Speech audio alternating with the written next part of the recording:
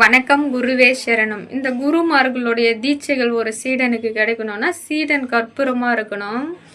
குருமார்கள் அந்த அந்த கற்பூரத்துக்கிட்ட எடுத்துக்கிட்டு போனோடனே பத்தி எரிஞ்சிடும். ஒரு ஒரு உண்மையான சீடனுக்கும் நடக்கிற அனுபவம், ஞான அனுபவம்.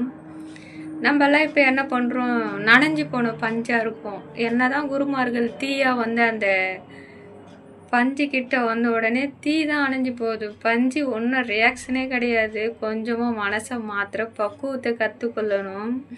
குருமார்களுடைய தீட்சைகள் எப்படி கடைசி நிலையில் வேலை செய்யுதுன்ற குட்டி தெளிவுகளும் கொடுக்குறேன், கேளுங்க. நல்லா நீங்கள் வாயாடி பெண்ணாக இருக்கலாம், வாயாடி பிள்ளையாக இருக்கலாம். இந்த தீட்சை மூலமாக கடைசியில் என்ன சொல்லித்தராங்கன்னு நினைக்கிறீங்க குருமார்கள்?